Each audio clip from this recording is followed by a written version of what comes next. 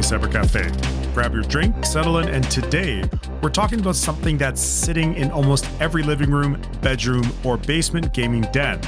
Something we barely think about, but that's just quietly turned into a cybersecurity mess. Yeah, your TV. More specifically, SmartTube. One of the most popular third-party YouTube apps for Android TV. Fast, ad-free, open source, used by millions until last week, when everything went sideways. Let's get into it.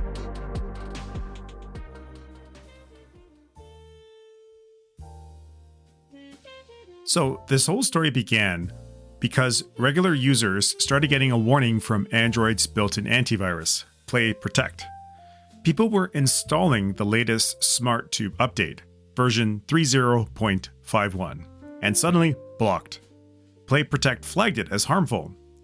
Now, usually you'd ignore these pop-ups, right? It's probably fine, but this time, it wasn't.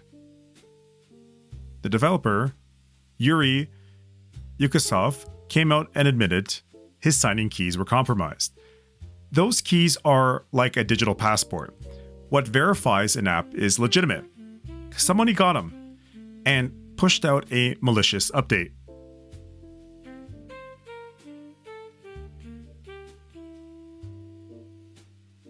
As users dug deeper, reverse engineered the app and found a hidden library that shouldn't exist. It was called libelfask.so. Not in the source code, not part of any SDK that the dev uses, just quietly injected into the official release. And here's what the little silent passenger did. It fingerprinted the device, registered it with a remote server, sent metrics back, retrieved new configurations, and it did all of this without the user ever knowing. No pop-up, no warning, no allow permissions, just running.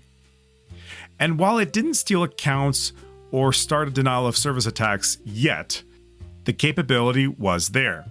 Malware authors don't build these hidden modules for fun, they build them for control.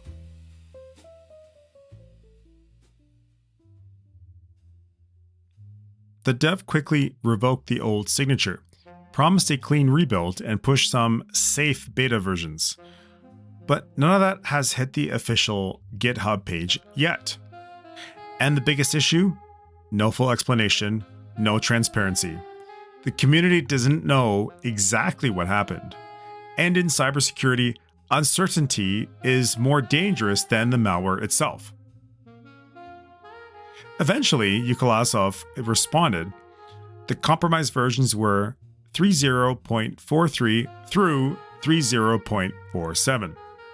He also revealed something bigger. Some older GitHub builds were compromised because his development machine was infected at the time.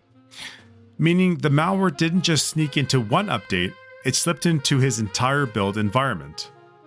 That's the nightmare scenario for open source developers. Because once the machine is compromised, everything you produce becomes questionable. Let's zoom out for a second here. Smart TVs have quietly become one of the most vulnerable devices we own. They are always connected, rarely secured, running outdated Android forks, installed with random APKs, and often have microphones, cameras, and voice assistants built right in. And we trust them. We download apps from GitHub, Telegram, random forums, because the official YouTube app is painful with ads, or slow, or just very bloated. And sometimes these apps work better than the official ones. But here's the real-world cybersecurity truth. Any third-party app on your TV is a major attack surface. Any compromised signing key allows attackers to push code to millions instantly. Any malware on a TV can quietly watch everything you do. And once attackers are inside your smart TV, they can track your usage behavior, map your home network, collect saved Wi-Fi passwords, install persistent backdoors, inject ads, spy through your voice assistants, pivot onto your phones, laptops, and other smart devices. Essentially, your TV becomes the perfect reconnaissance tool. So, okay, great, Darnley, but what can they even do with a TV? People ask me this all the time. It's just a TV. Why would hackers care? Well, because the TV isn't the target, it's the entry point. If a hacker controls a device inside your network, they can scan for things like your laptops, phones, cameras, NAS servers, smart locks, thermostats, baby monitors, etc. And they can use the TV as the trusted device to launch these attacks. It's the same principle as hiding behind a tree to get closer to the house.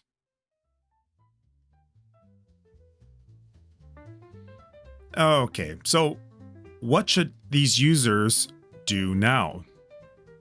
So what you've installed SmartTube or any third-party app. Now what? Great. This sucks, but what now? Let me give you a quick checklist. Stay on older, known, safe versions. Disable auto updates. Reset your Google password. Check your Google account dashboard for unusual access. Review connected apps and services. Remove anything you don't recognize. Reinstall SmartTube only once a new clean version with new signing keys is released. And reevaluate whether you really even need these third-party apps on your TV anymore. Smart TVs are convenient, but convenience is the biggest cybersecurity vulnerability. So the real lesson here, trust is fragile. This whole incident wasn't caused by a malicious developer. It was a developer who got compromised. And that's the point. Even good, honest, talented developers can get hacked. And when they do, every single user becomes collateral damage. This is why cybersecurity is not just about hacking attempts or these big breaches. It's about those tiny gaps, small mistakes, or one infected machine that no one notices until it's too late. Your TV, your phone, your router, they're all running code written by humans, and humans can't get compromised. That's the sobering part.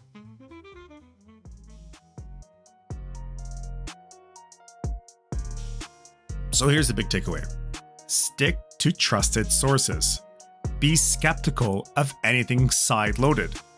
And always remember, if an app gives you something for free, faster, and with fewer ads, it might be giving something back in return. Your privacy, your data, your access, even your entire home network. Thank you so much for hanging out with me today at Darnley Cyber Café. If you found this episode eye-opening, helpful, or just interesting to think about, share this episode, hit the follow button, and subscribe so you never miss the next podcast. Every share helps the cafe grow and keeps these conversations going. See you in the next one.